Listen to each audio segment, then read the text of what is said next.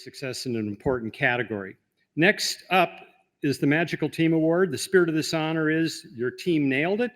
Please welcome Boris Schubert of Shell New Energies to introduce.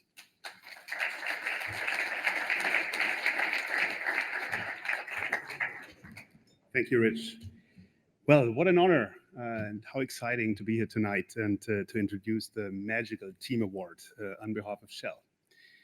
Every so often, extraordinary people come together and take together the world by storm.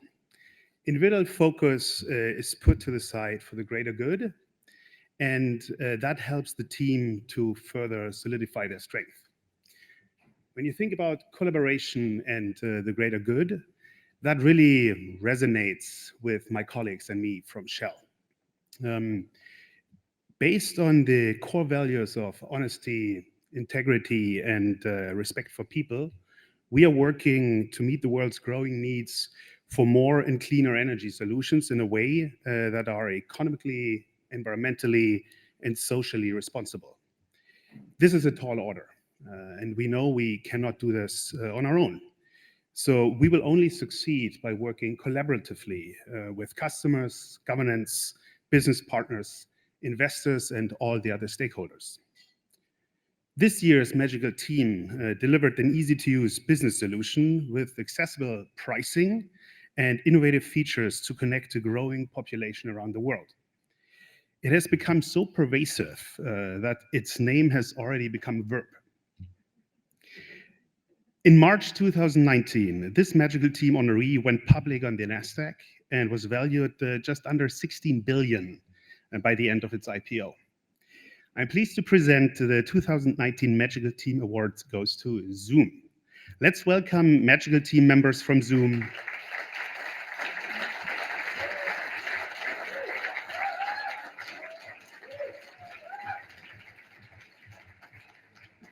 We have Oded Gal and Priscilla Barolo, and they will be joined on stage for a conversation with Santi Subotovsky from Emergent Capital. I grab one of these.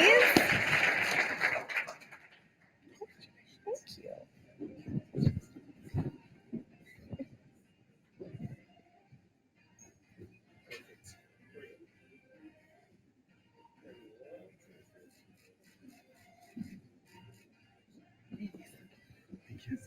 Told me to take them at the seat. I'll do that. Good evening, everyone. I'm Santi Subotovsky, and I'm a proud user of Zoom. And I'm here with Priscilla Barolo, Head of Communications, and Oded Gal, Chief Product Officer. So these are the people that make things happen. And a little story before we get into Zoom. So how did I come across Zoom? My accent is not fake. I'm not trying to fit into the diversity quota. I'm from Argentina, and I still have friends and family in Argentina. So when I moved here to California, I wanted to stay in touch with friends and family. And being Latino, for me, that connection mattered. I tried every tool out there. I mean, you name it, I tried it. And then back in 2013, before it was obvious, I came across this small thing that nobody knew about called Zoom. And I started chatting with my friends and having video calls, and it allowed me to stay in touch and create that emotional connection. And after I started having a few Zoom calls with people in Argentina, I started getting invites from people that I didn't even know from Argentina to have Zoom calls. So that's when I realized the product not only works, but people love it, and it's spreading virally. And that's when I reached out to Eric, the founder of Zoom, and we started building a relationship and friendship. And back in 2013 or 2014, I remember visiting in your office, old Ironsides Drive. Yeah. You probably remember that office. Right, yeah. And I remember Eric waiting for me downstairs. And it's like, oh, this is nice that Eric is waiting for me downstairs. It's like, no, the elevator doesn't work, so I need to walk it through the back door. And a lot of that hasn't changed. I mean, Priscilla, you were there back then. Yeah. Tell us a little bit about, again, same question that was asked before. What did you see back then? How did the team operate when it was a small team with a camera on top of a refrigerator, boxes all around, elevator not working? So what are the things that you saw back then that are still present today and make Zoom so special? Sure. So I got to Zoom about 1 month after we had GA of Zoom 1.0. So there were about 10 guys, all guys, in 2 rooms. And I wish I could actually say I saw, everything that Zoom was going to be, but I just lucked out basically. But I think from the beginning, there was a relentless, obsessive focus on customer happiness and taking care of customers. I remember one of our first big deals, a customer had been working for 3 years with one of our competitors trying to get a feature built. And we built it in 3 weeks, not months, weeks. And that was just a matter of will, and we just have to do this. And Eric would email every customer that churned and said, "What can I do? How can we get you back?"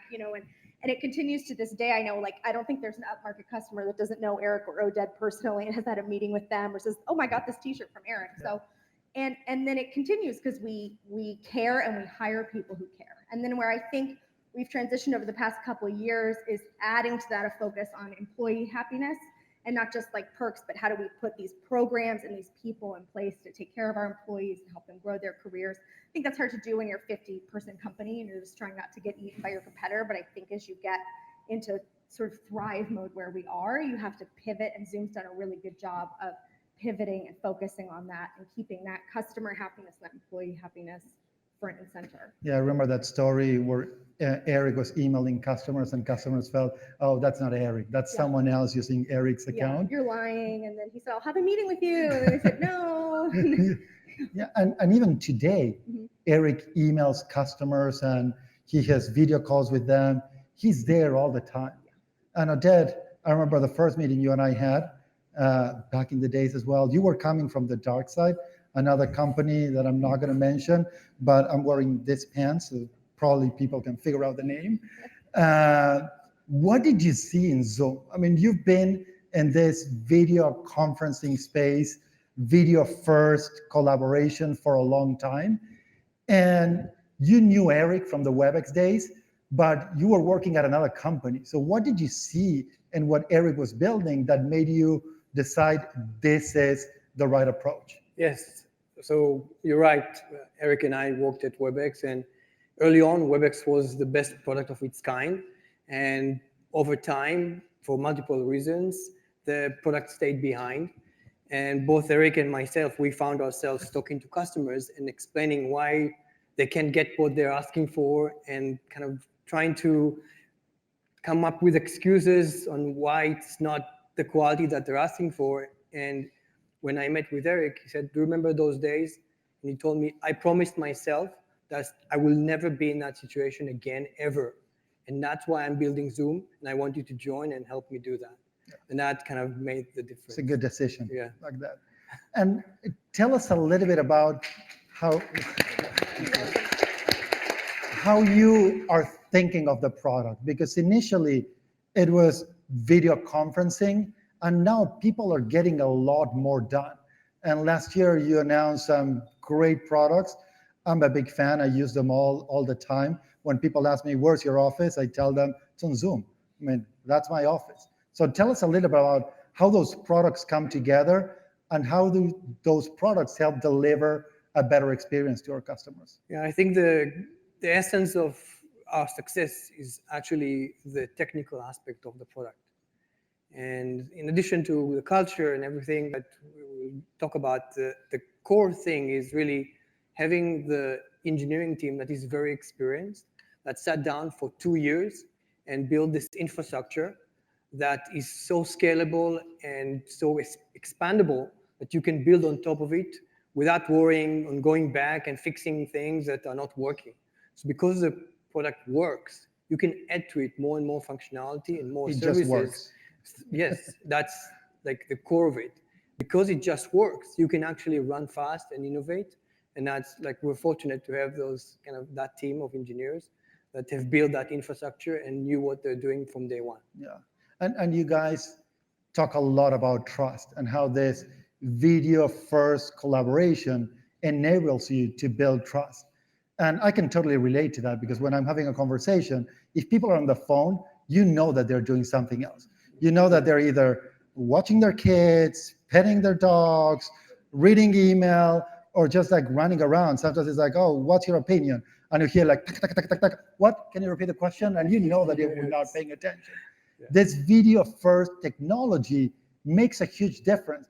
Can you share a few examples of how you guys are using it internally and how you think that that's evangelizing and spreading the word that now you can have collaboration and you can have calls on Zoom that are as good as in person, if not better? Yeah, I mean, I think we live on Zoom. So if I'm not in a Zoom room, then I'm on Zoom chat. And I think it's exactly what you're talking about. It's seeing someone face to face, looking them in the eye, keeping everyone focused, building that relationship, building that trust. And you know, like for example, this year we had to build a whole new set of relationships with first our bankers, then our investors and financial press. And so we did the entire process of our IPO on Zoom, from the bake off to the roadshow to the earnings calls, and we continue to do it. And I think it's really important when you're looking someone in the eye and telling them about your business that Zoom is a real advantage in that. Yeah, I have another example. What we actually do is sometimes a customer asks us to come and present the product in their offices. Mm-hmm. And we just don't come with a laptop. We come with a suitcase with a Zoom room, our conference room solution. And one time, I came into a customer, I won't say the name, but it came like 15 minutes before the meeting. I built it myself with just my own hands. After 10 minutes, it was up and running. And we had the whole conversation with Eric coming remotely on that Zoom room in that office. And I remember the CIO talking to us and saying, hey, we are trying to fix a product from a competitor for 3 months, and it's not working. And you come, and just in 10 minutes, it's working better than that other product. Yeah. So that's like a great example. Yeah, and I mean, you shouldn't feel that great about it. I saw a video of like 6-year-old kids putting a Zoom room together.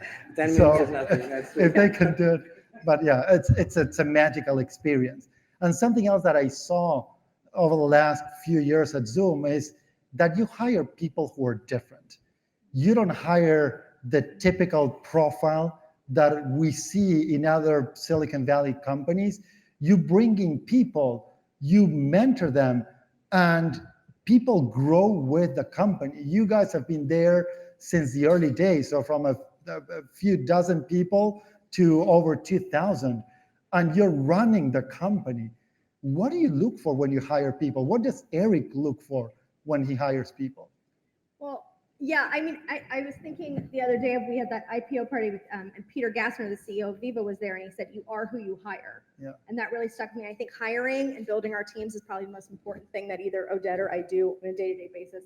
And I know personally, we look a lot for self-motivated individuals. So I'll be, what was the last book you read? When was the last time you had to figure something out with, no net and no experience? Or how do you improve yourself? Because frankly, that's a lot more relevant to me than where you got your MBA 5 years ago, because our industry is constantly changing, our tech is changing, best practices are changing. So I need to know that you can keep up and figure it out. That's what's really important to me. Yeah, the motivation, the passion for a product, especially if you're a product manager, you have to be passionate about it. Yeah. And we try to understand whether or not you have it or you don't. What are some of the key questions that you ask candidates? I think early on I was asking, did you use the product? Yeah. Now it's harder because everybody's using it. And then I would if they use it and to what level before they come to the interview. Yeah, so maybe we should poll the audience and maybe we can reverse it. And instead of saying, who has used Zoom? Raise your hand if you haven't used Zoom.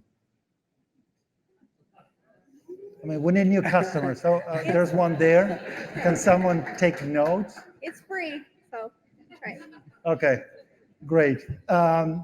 So tell us a little bit about Eric. I mean, you are who you hire. And Eric started this company, and people love him. People love Eric. He works incredibly hard.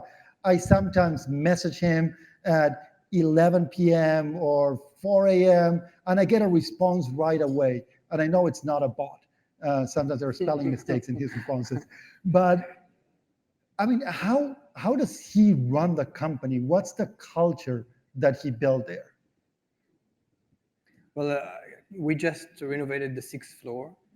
And finally. And so Eric, he doesn't have an office he has 2 cubicles. One cubicle is with the product team, the other cubicle is with the engineering team. That's it. And if you ask him, why don't you have an office? Why do you sit with those teams? He will tell you, we need to make fast decisions. We have to be fast and move fast, and that's how he does it. That's kind of a testament to his character. Yeah, I think culture starts at the top and it starts at the beginning, right? And so it's really inextricably tied to him. And so this culture of caring and collaboration, this all comes from his spirit. Yeah, yeah. And I was talking to Aparna, our general counsel, and she was saying that Eric doesn't see people. I mean, he doesn't see color. He doesn't see a female, male, red, blue. He just looks at what you're going to build and how much you care. And that's unique. I mean, the diversity at the executive team level and the entire company, it's off the charts. And I don't think it's by design. I don't think Eric was like playing the numbers. It's just that he's looking for great people, and you can find great people everywhere. Yeah. Tell us funny story or memorable moments of your journey at Zoom.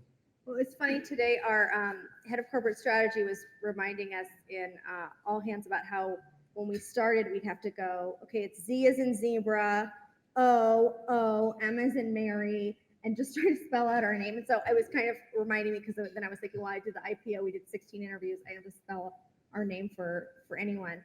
But I think for me, it's more. At least your last name it's not Subotovsky. Yeah. When I'm on the phone, it's like S-U-B-O, B as in boy, B as in pig. People struggle with Corolla, but so I think for me though, it's more customer focused. Like I went to a customer offsite earlier this year, and the gal said to me, I almost quit my job. I was this close. I was just getting angry tickets from end users all the time, and I didn't know what to do. And then they switched to Zoom, and the situation changed, and she said, I can keep my job. And it was like, that's not world changing, save anyone's life. But for her, she was like welling up as she was talking to me. And I think that for me is more, I'll remember that longer than any kind of these big exciting events this year. Yeah. I think for me as a product guy, this moment happened 3 years ago when the Samsung team came to our offices and they said, hey, we want to demonstrate your product in the keynote for Galaxy Note 8. And so it's happening in New York. We said, okay, we need to change a few things in the product so that it works well. And they went away and they're gone. I used to, send people to a demo and 10 people, sitting outside waiting. We didn't hear from them. And then we got an email after the demo itself. It all worked. It was fine. And they sent us a YouTube video seeing the demo actually working so well that we were amazed. And it was probably those 6-year-old kids setting it up. But that was the moment when I felt people really trust us. Yeah. And that was kind of click. That was the moment for me. And do you feel that the way you operate has changed early on when we started working together? You were working with a lot of smaller companies, and now big companies like Walmart, HSBC, they're deploying Zoom and it's becoming part of their fabric. Has that affected the way you think about the product? I think we're trying not to, and actually that's the feedback we get from those customers is they like it. They like that we treat them the same way as if we are a small startup. Yeah. And they appreciate it. Yeah, because at the end of the day, it's the end user experience that matters. And then you have the security layer and everything else that the bigger companies need. But the end user needs to be happy. Yeah. Favorite Zoom feature? For me, it's the touch up your face. I was going to say, I never Touch turned that off. Well, you can, sometimes in the morning when I don't shave, I just, use that feature. I recommend everyone. It's kind of a hidden feature. Just softens up everything a little bit. And I like virtual background. I think you can do something fun with it, or you can be like, oh, here's your customer's logo or something. It could be a legit feature. Yeah, and you can hide your kids running around. Yeah, that's what I use it for. So Priscilla and Odette, thank you very much for building a great product with a magical team. Thank you.